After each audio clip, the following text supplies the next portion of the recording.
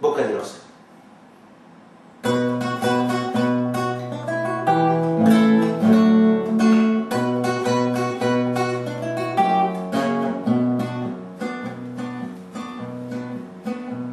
La chiamavano Bocca di Rosa, metteva l'amore, la chiamavano Bocca di Rosa, metteva l'amore sopra ogni cosa.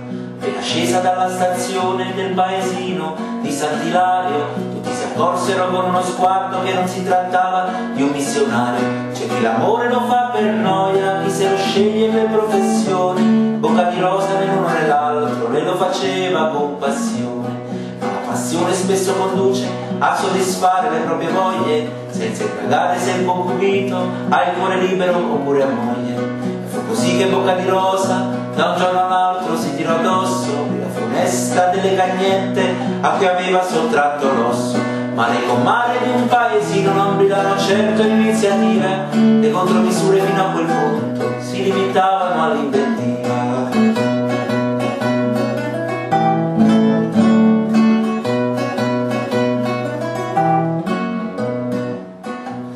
La gente dà buoni consigli sentendosi come Gesù nel Tempio. Si sa che la gente dà buoni consigli se non può più dare cattivo esempio.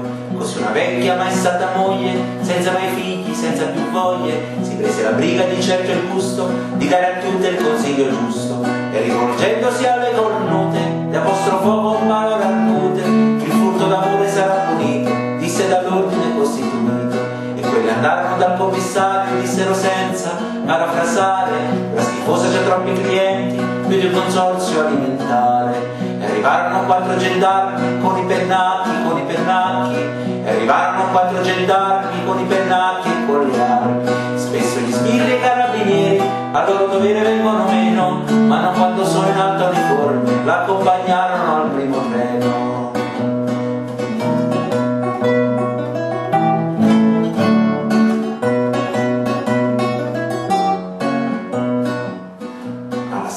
C'erano tutti, dal commissario al sagrestano.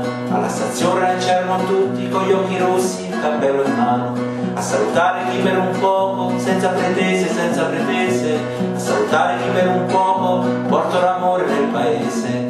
C'era un cartello giallo con una scritta nera, diceva addio Bocca di Rosa, con te se ne parte la primavera.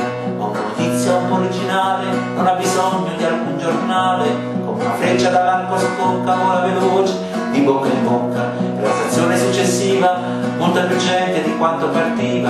Chi manda un bacio, chi getta un fiore, chi si prenota per 2 ore. Persino il parroco che non disprezza tra un miserere e un'estrema unzione il bene effimero della bellezza la volle accanto in processione.